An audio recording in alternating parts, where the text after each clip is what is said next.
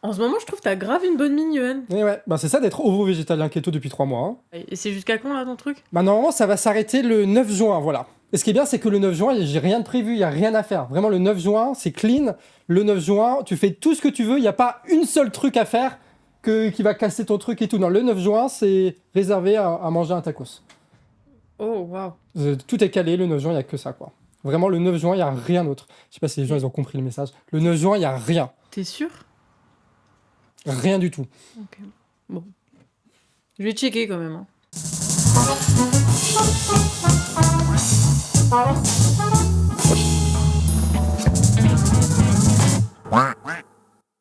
Et ça y est, c'est la campagne des élections européennes. Et quoi? Bah, tu sais, les élections européennes. Ça n'existe pas, les élections européennes, ça se serait. Mais... Ça fait 27 ans qu'on est là, on n'a jamais vu une seule élection européenne. Bref, comme c'est les élections, les écoles de Sciences Po invitent les candidats des européennes. Bon, jusque-là, tout va bien. Des étudiants en sciences politiques invitent des candidats politiques à parler de politique. Pour LFI, c'est Mélenchon et Rima Hassan qui s'y collent, vu que Mélenchon est très doué pour ça et que Rima Hassan parle bien de la Palestine, qui est aussi l'un des grands sujets internationaux pour l'Union européenne. Et quand on regarde sur YouTube, on voit que les conférences des autres candidats à Sciences Po, ça fait à peine genre 2000 vues, alors que celle de Mélenchon à Paris, c'est 150 000 vues. C'est ce qu'on appelle un ratio, je crois, dans le milieu. Hein. Sauf que là, tout d'un coup, l'État s'est dit « Oh, on va annuler les conférences insoumises, hein !» Bah alors ? Les universités ont annulé 2 conférences, appuyées par la com des macronistes et des fanboys de Bolloré. À Lille, les insoumis trouvent une autre salle pour quand même faire la conférence. Et là, c'est la préfecture qui intervient et interdit le rassemblement pour risque de trouble à l'ordre public. Il y a même les syndicalistes étudiants nullos là qui viennent et qui tentent d'empêcher la conférence à Paris. C'est quand même ça. On va pousser tout le monde depuis tout à l'heure. Mais je suis pas violent moi. T'es poussé. T'arrêtes pas de nous pousser depuis tout à l'heure. C'est bon là. Et tout d'un coup, ça fait moins les malins quand c'est pas sur Twitter. Hein. Bref, par 2 fois, les insoumis se retrouvent donc sans salle pour leur conférence. Ah, mais c'est pour ça qu'il y a eu tout un ballet de débile à un moment donné à la télé là. C'est pas ça qu'on lui reproche. Mauvaise foi totale, puisque Mauvaise foi. ce qu'on lui reproche, c'est juste le lendemain pratiquement du pogrom du 7 octobre, et elle parle du génocide qui a lieu maintenant, éventuellement, ça peut être un sujet de débat, mais là, elle est d'une mauvaise foi totale, quoi. C'est ça n'a rien à voir ce que vous dites. Bah si, justement, c'est ce que vous... C'est bon, oui. Par contre, Macron à la Sorbonne, dans une université, dans un amphi, ça pose pas de problème, évidemment. Hein. Après, lui, il avait dégagé aussi tous les jeunes pour mettre des vieux cons à la place, là. Autre exemple, Rima Hassan, attention, elle a fait un tweet terroriste. Les Palestiniens libèrent le monde qui prétend les libérer. C'est une belle formule et une des réponses de la LICRA, toujours à la pointe de l'antiracisme gouvernemental, c'est juste glaçant. Bah, y a rien de glaçant, là. Bah si, parce que dans leur monde, là, Palestinien égale Hamas, ce qui donne le Hamas libérera le monde. Sauf que le Hamas, c'est des terroristes, donc elle dit que les attentats sont un moyen de libération pour le Hamas, ce qui est l'apologie du terrorisme. Bah, pas du tout, ça a rien à voir, ils forcent de ouf, là. Enfin, ils doivent avoir une bonne raison pour justifier ces annulations, quand même. Bah, il y en a bien une, ouais. Mais pour ça, il faut faire l'impensable, l'inimaginable. Écoutez Mélenchon sur YouTube. Et ces pays qui ont commencé à s'organiser entre eux ont procédé à une opération massive de dédollarisation qui avance petit à petit, année après année. La part des dollars dans les réserves des banques centrales diminue 1 point chaque année. Or, le dollar, c'est le sang qui fait vivre l'Empire. L'Empire a besoin qu'on continue à échanger en dollars pour que le dollar ait une valeur. S'il était ramené à la valeur de la production des États-Unis d'Amérique, la production matérielle, il ne vaudrait même pas le papier sur lequel il est imprimé. Le capitalisme, dont je vous ai dit que c'était une bicyclette, la bicyclette s'est arrêtée pendant quelques mois. Des centaines de bateaux à l'entrée du canal de Panama. Des milliers de productions de toutes sortes ont cessé de circuler. Depuis les bocaux pour mettre des asperges, jusqu'aux roues pour les bagnoles, les masques à se mettre sur la figure, etc., etc. Et cette espèce de hockey, ce bug, a aggravé la difficulté que rencontrait déjà, à ce moment-là, le capitalisme mondial. C'est-à-dire son externalisation dans la sphère financière et son recul permanent dans la sphère de la production matérielle. Et pour rappel, l'avis de Bardella sur la tendance évolutive de l'impérialisme états-unien, et ça donne ça. Bon, vous allez dire un truc Mais non, mais moi je dis rien, ça fait des mois que j'ai rien fait, que j'ai rien produit, que je répète les mêmes poncifs en boucle sans me mouiller, et je monte. J'ai rien besoin de dire, Macron fait tout à ma place, il énerve tout le monde et dit qu'on a raison, et je monte. Mais moi, si je commence à parler, je sais que je vais dire un truc raciste à un moment, donc je dis rien. Tant que je dis rien, Je monte. Vous voyez, la politique, c'est très bien fait. Et je vous remercie pour cet entretien qui aura été très éclairant sur le programme européen de votre parti. En fait, il faut pas oublier les conférences de Mélenchon, c'est plus d'1 heure de critique du système. Donc ça va bien plus loin que tout ce que vous pourrez jamais entendre à la télévision. Mélenchon, il est dangereux parce qu'il dénonce, mais aussi parce qu'il est assez populaire pour espérer gagner l'élection présidentielle, malgré les calomnies qui cherchent à le contenir très difficilement. C'est ça qui fait flipper les bourges d'ailleurs, hein. Les riches, ils s'en foutent du Hamas en réalité, ils prennent juste ce qu'ils ont sous la main pour taper Mélenchon avec. Après, c'est pas que Mélenchon, c'est même pas que la LFI, nous aussi on nous le reproche. Bah oui, c'est ça l'astuce, traiter de terrorisme le discours pro-palestinien de Mélenchon et tout d'un coup, c'est tous les discours pro-palestiniens qui sont associés à ça. Et donc, les bourges, ils peuvent appliquer, selon leurs envies, l'adjectif terroriste à n'importe quel opposant. Enfin, à condition qu'ils parlent de la Palestine, et ça permet de les discréditer. Et une fois accusés de terrorisme, les journalistes organisent en guise d'interview des procès. L'opposant se transforme en accusé, incapable de sortir le moindre discours. Et ça, en vrai, c'est une forme de censure, qu'on soit d'accord. Ah ouais, donc criminaliser la contestation, ça permet de la rendre inaudible pour ceux qui passent encore par la télé et la radio. Mais ça permet aussi de justifier la répression policière quand les calomnies ne sont pas suffisantes pour abattre une opposition. Et ça, ce sont les institutions bourgeoises, les médias et l'État qui se servent l'un de l'autre pour discréditer toute pensée contestataire. Et ça, c'est l'œuvre de France Inter, comme de CNews, de Macron, comme de Bardella. D'ailleurs, la police judiciaire a convoqué tout un tas d'opposants pour les intimider, histoire de dire aux militants « vous risquez la police si vous l'ouvrez ». Et ça s'applique à tous ceux que le gouvernement juge ambigus. C'est fou quand même, la lutte contre le terrorisme et l'islamophobie sont en fait utilisées de façon politique par la bourgeoisie, et c'est vrai qu'on l'avait pas du tout vu venir celle-là. Personne ne l'avait dit, J'ai pas souvenir d'avoir un discours comme ça. Après, peut-être qu'il y avait quand même, un fin fond caché dans Twitter, tu vois, des propos qui étaient un petit peu ambigus, quoi. Bon, déjà, comme dirait Dany, ambigu, c'est un mot ambigu. On a vu avec Rima Hassan que n'importe quelle prise de parole peut être interprétée malhonnêtement. Tout ça alors qu'il y a des types qui osent dire ça à la radio. Parce que l'Égypte refuse pour l'instant d'accueillir ces Palestiniens. Ah ouais, mais la grande solidarité arabe. Il y a aujourd'hui, et après on va accuser Israël parce qu'ils savent aujourd'hui le cancer qu'est cette population qui est aujourd'hui... Ah ouais, là pour le coup c'est pas du tout ambigu, c'est clair le truc, Et pourtant, ce type-là est encore député. Le parti médiatique ne l'attaque pas, la police judiciaire ne le convoque pas, parce que, lui, c'est un allié politique, et que Mélenchon, c'est un ennemi politique. Donc finalement, la censure, c'est pas une question de justice, c'est une question politique. Il y a pareil aux États-Unis, où des jeunes bloquent les universités contre la livraison d'armes, ce qui divise l'électorat démocrate et qui coûtera l'élection à Biden. Biden est faible, incapable de convaincre, donc les bourgeois se mobilisent et traitent les jeunes d'antisémites, comme en France, avant d'envoyer la police. Et en France, c'est un peu pareil, la criminalisation et l'hystérie médiatique bourgeoise permettent de parler des interprétations de chacun des tweets de Rima Hassan plutôt que de parler de la complicité réelle d'Emmanuel Macron quant au massacre en Palestine. Macron est bien à l'abri, caché derrière sa propre polémique, à ne rendre de compte à personne. Donc l'islamisme fictif de l'AFI, c'est l'arbre qui cache la forêt du bilan bien réel d'Emmanuel Macron et de son autoritarisme. Un petit jeu de pouvoir auquel participent joyeusement CNews et le RN en passant. Et on le rappelle, c'est la campagne électorale. Macron va se faire dégommer par le RN et ça va compromettre la réélection de son camp pour 2027. Donc il doit mobiliser son électorat, composé aujourd'hui d'un grand nombre de personnes âgées, riches, flippées devant leur télé, 24/24. Donc les bourgeois leur dessinent une belle histoire, celle d'une opposition délirante et raciste par un président capable de mesure. Ah tiens d'ailleurs, tu connais le nom de leur candidate aux macronistes pour les européennes ?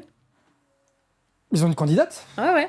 Ce Parlement où depuis 5 ans, nous avons été à l'avant-garde de cette Europe du concret dont rêvait Schuman.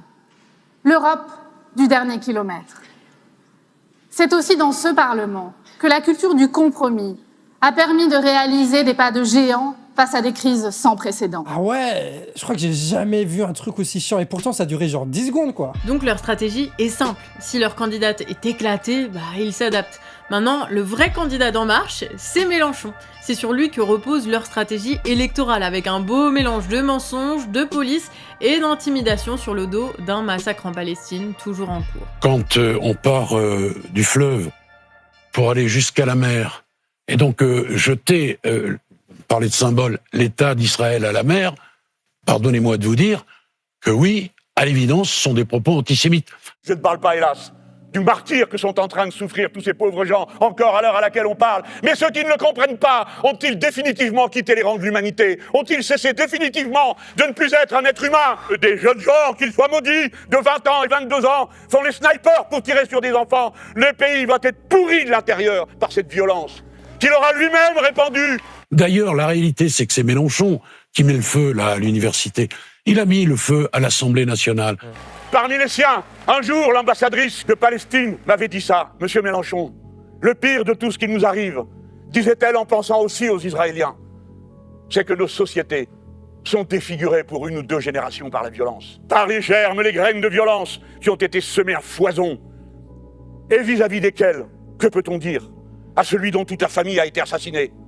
Que peut-on dire, etc., etc. Après Mélenchon, c'est vrai que c'est le candidat d'Emmanuel Macron pour les européennes, mais c'est aussi le candidat de plein d'autres gens en fait.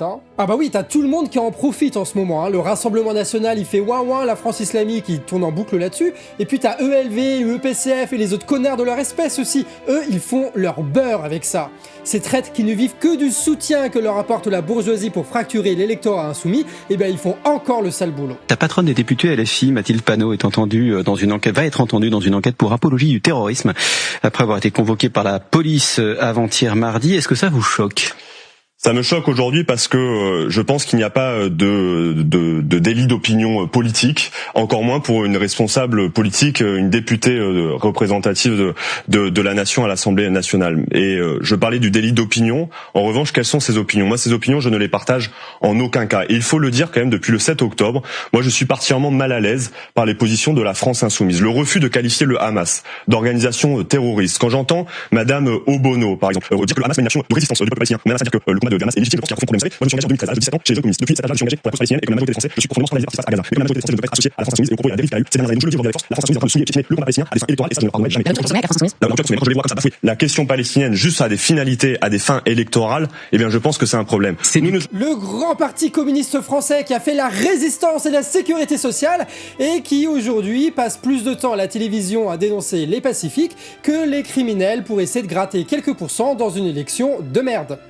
Ouais, de la part d'opportunistes, après c'est pas si étonnant. Le deal avec les bourgeois pour ces partis de merde, eh ben c'est que tu peux exister tant que tu critiques Jean-Luc Mélenchon. Des traîtres qui savent qu'à la seconde où ils rompent ce deal, ils se feront broyer par la machine médiatique et étatique de la bourgeoisie. Ouais, donc en fait, Mélenchon, qui n'est même pas député, reste au centre de tout le game politique français. Alors c'est spectaculaire, mais pas forcément mauvais signe. Maintenant, on sait qu'il y a une élection européenne et que la candidate, c'est Rima Hassan. Après, je voulais mettre une blague en mode... en fait, la vraie candidate, c'est Manon Aubry. Du coup, l'autre personnage, il disait... je vais pas voter, Après, on peut militer pour que ce soit Rima Hassan tête de liste, quoi. Bon. Ça, c'est pour nous forcer à aller voter, parce qu'ils se disent 7%. Il faut qu'on fasse plus de 6 ou 7%, machin. Donc... des manipulateurs, Rien que pour ça. Moi j'ai envie de voter Rima Hassan, je vais faire un... Oui, tu barres, Manon.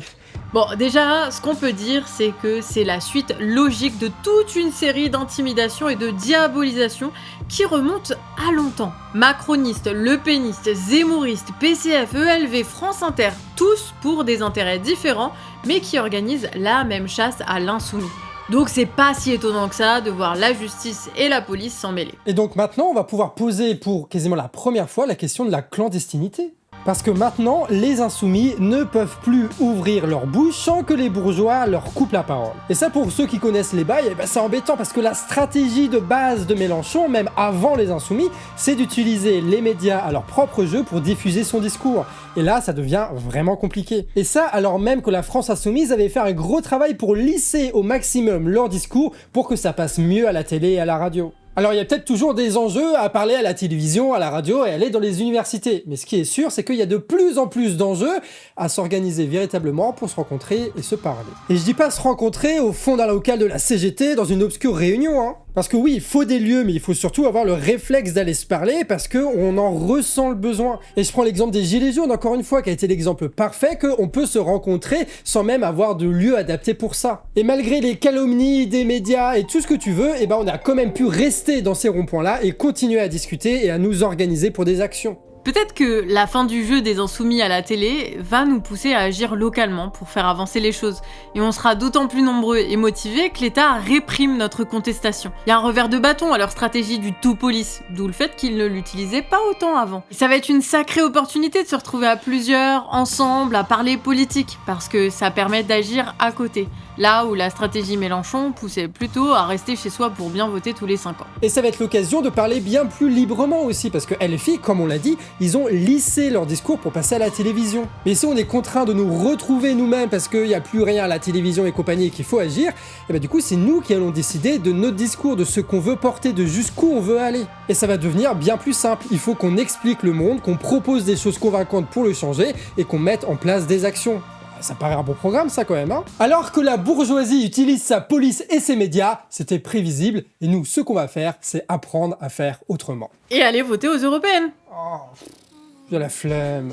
Bah allez, vas-y, on y va ensemble. Je suis même pas inscrit, je suis inscrit chez mes parents, je vais pas aller à Rennes tout ça pour voter pour Manon Aubry quoi. Mais t'as jusqu'au 1er mai pour t'inscrire à Guingamp, tranquille. On va voter, mais on mange un tacos avant. Ok, ça me va. Soirée tacos, vote. Ouais, grosse soirée. Ça va être incroyable. Hein. Ouais, incroyable. Banger. Y a un autre truc dans le 9 juin ? Bah oui, c'est la fin de la cagnotte participative. Si vous allez pas voter, au moins donnez-nous de quoi aller nous payer un tacos. Ouais, vous pouvez faire les deux aussi. Mais vaut mieux prioriser le fait de donner au Canard FATR que de voter pour la France Insoumise. Puis Mélenchon, c'est un peu surfait. Faut qu'on interviewe Mélenchon un jour. Fasse venir Mélenchon à Guingamp. Et pour ça, il faut que Mélenchon ne meure pas, donc essayez de monter un peu les scores et surtout donnez-nous de l'argent. Est-ce qu'on appellerait pas ça le canard chaud ? Avec une DA, mais vraiment pas du tout comme la leur, mais vraiment éclatée, toute colorée avec des Pikachu partout. T'sais. Des peluches comme ça partout. C'est comme la première affiche de l'université confinée du Canard FATR. Vraiment, il y avait des pieuvres et des dessins partout comme ça. Là. Ouais. Canard chaud. C'est ringard de ouf. Bienvenue au canard.